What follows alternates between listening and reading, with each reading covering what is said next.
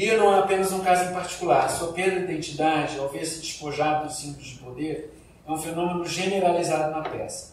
Ele se ressente disso, mas também se arrepende de ter se equivocado ao imaginar que seu valor pessoal era intrínseco a ele e não emprestado pelos trunfos sociais que detinha. Já na Floresta, ele conhece a culpa social. Ele diz: cuide-se, pompa, exponha-se àquilo que os miseráveis sentem, para que dispenses teu supérfluo para eles. Não será o homem mais que isso? Ele está vendo, ao fazer essa pergunta, ele está vendo o Edgar, o filho do Gloucester, que uma vez acusado de tentativa de matar o próprio pai, foge e se disfarça de um mendigo louco, meio endemoniado.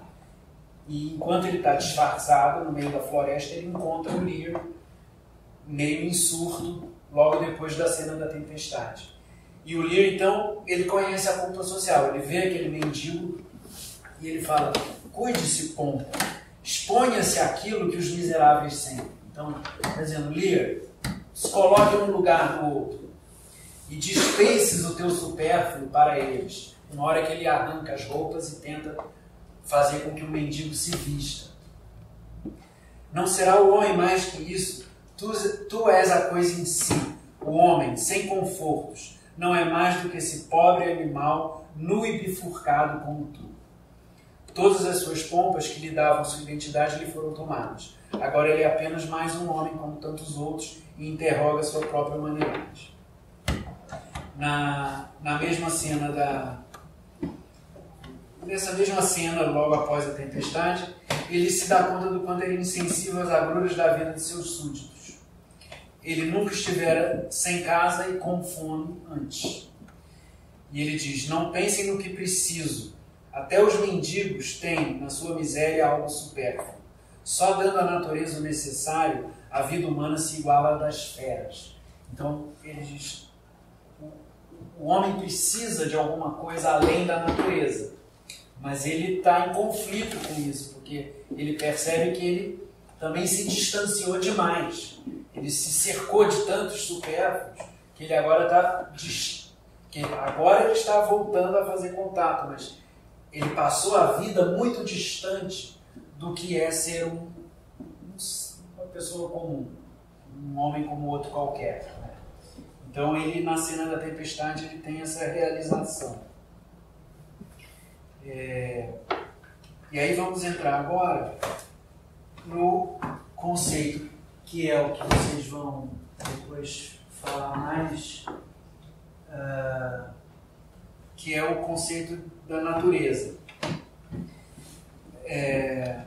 Se alguém está à vontade nesse mundo social de desagregação, essa pessoa é mesmo um vilão étnico.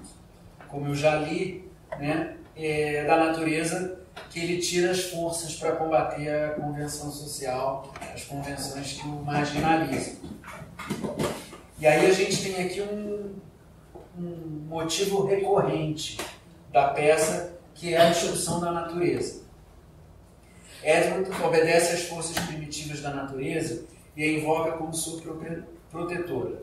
Tu, natureza, és minha deusa e tal. Ao recusar as regras sociais e invocar a natureza como guia, Edmund rejeita também o pensamento mágico de sua sociedade. De novo, outra coisa que não é nem cristã, nem... Ele tem uma continuação desse monólogo em que ele fala que essa é a grande tolice do mundo.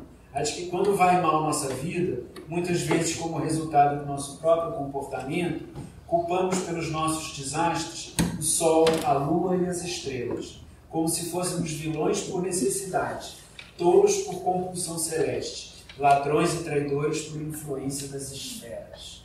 Então, ele invoca a natureza, mas ele tem plena consciência de que ele é dono do próprio destino. Isso é talvez a grande diferença entre os personagens dos autores da época do Shakespeare e o everyman que eu falei do mundo medieval. Aquele personagem que não tinha sequer um nome propriamente dito e que era um joguete disputado por instâncias externas. Então vinha a ganância e falava para o Everyman, ó, vai passar uma carruagem com um cofre cheio de ouro, por que você não rouba esse cofre para você? Aí vem a bondade e fala, não, mas peraí, esse cofre é para o orfanato aqui da cidadezinha ao lado, se você roubar, os órfãos vão morrer de fome, não vão ter o que vestir. E o Everyman então ficava nesse dilema, mas não era, quer dizer, era na verdade um dilema exterior, porque as forças que o tentavam estavam fora dele. E o que o Shakespeare faz é jogar esses dilemas para dentro dos seus personagens. E isso, quando eles tomam uma decisão, dá a eles uma convicção de ter as rédeas das próprias vidas nas suas mãos, que é uma grande novidade. Daí, muita gente dizer que ele é o inventor do indivíduo moderno. Não é uma coisa descabida. Claro que não. Essa é a grande novidade. É só que isso está muito mais misturado com o imaginário medieval do que muitas vezes se diz. Na minha opinião. Então, a natureza que antes, através da lei natural, aquela que os filhos amam os pais amam os filhos e tal, através da lei natural, a natureza que havia ordenado a sociedade segundo valores humanos essenciais, formando uma sociedade positiva, generosa e benigna, agora, no entanto, tornou-se, sobretudo para os personagens positivos, os bons, o território da dissolução dos valores humanos e da corrupção. Não por acaso, o maior embate de Lear não é com as filhas, a quem considera cruéis, e sim com a própria natureza em fúria na cena da tempestade. Então a natureza passa a ser o ambiente da desagregação, o ambiente da perda de todas as regras sociais, de toda a ordem do mundo. Outra expressão dessa culpabilização da natureza por parte da peça, e no caso da parte animal da natureza humana, é a visão do sexo como algo ruim. E isso acontece no Hamlet também. O Hamlet, ao se decepcionar com a mãe, que casa com o tio em menos de 2 meses, deixando ele à margem da sucessão. E ao ver que a namorada, a Ofélia, se presta ao papel de espiã do pai e do tio, o Hamlet ele também se decepciona com a ideia de amar, de ter filhos, de procriar, a ideia do sexo, a mulher. O Shakespeare é meio machista, eu lamento afirmar. Em quase todas as peças é meio difícil negar essa realidade. E aqui no Rei Lear acontece a mesma coisa. Um sentimento mórbido predomina em relação aos prazeres da carne, do sexo. O melhor exemplo de como o impulso sexual adquire poderes destrutivos é o triângulo amoroso entre o Edmund, o filho do Gloucester, e as 2 filhas rainhas herdeiras do Lear. Tanto a Goneril quanto a Regan se apaixonam pelo mesmo vilão. E eles entram numa espiral de perversidade um contra o outro. Ele trama contra as 2 e uma trama cada uma contra a irmã por causa dele. Então, tudo isso faz parte desse processo de desagregação total que começou quando Lear deixou o trono vago. Ou vago, no sentido de que ele é rei, mas não está mais no trono. E as 2 filhas que ele botou no trono não têm a estatura moral para ocupar aquele lugar. Então elas também estão fora da sua posição na lei do encadeamento dos seres. Então, para todos os efeitos, é como se o trono tivesse vago ou podre.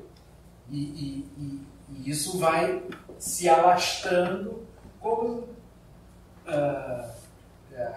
uma espiral trágica mesmo. Mas faz parte desse processo esse triângulo amoroso dos vilões. E a consequente competição que se estabelece entre as 2 forças políticas predominantes, as 2 irmãs, que mal conseguem se unir, mesmo quando o reino está sendo invadido por forças estrangeiras. Quer dizer, nem quando a França está invadindo, essas duas irmãs realmente estão juntas. Há sempre uma tensão ali e uma conspirando contra a outra para ficar com o Edmund no final.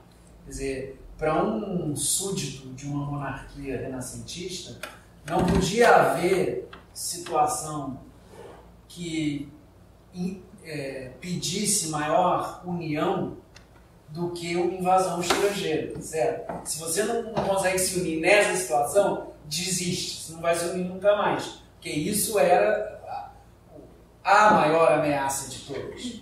Então, faz parte dessa desagregação esse momento culminante assim, das divisões internas do reino. E Edmund, o grande vilão, por sua vez, ele é fruto da luxúria, do prazer sexual, que não tem nenhum lastro nas regras da sociedade. Então, ele é em si a encarnação de tudo que o sexo pode produzir de comum.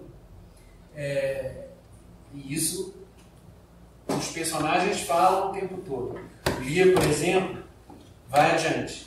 Se os filhos podem se voltar contra os pais, procriar é, em si, um perigo. E Lear pede que a natureza interrompa a reprodução de seus males. Ele diz: trovão que tudo treme, golpeai a espessura rotunda deste mundo, quebrai a forma e ora espalhai os germes da natureza que faz o homem ingrato. A incriminação de um impulso natural, como o sexo, indica o mundo atormentado da peça e das mentes perturbadas de seus personagens. E onde a procriação e o sexo provocam desgraças, fatalmente a misoginia se instala. Então, os personagens passam a ter uma visão da mulher como se ela fosse a fonte dos males. O grande risco, a origem da maldade.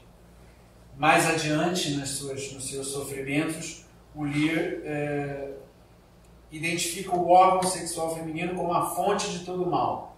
Lá está o inferno, lá está a escuridão, lá está o poço corrosivo, queimando, escaldando. Então vocês verem que eu não exagero quando eu digo que ele era filme machista.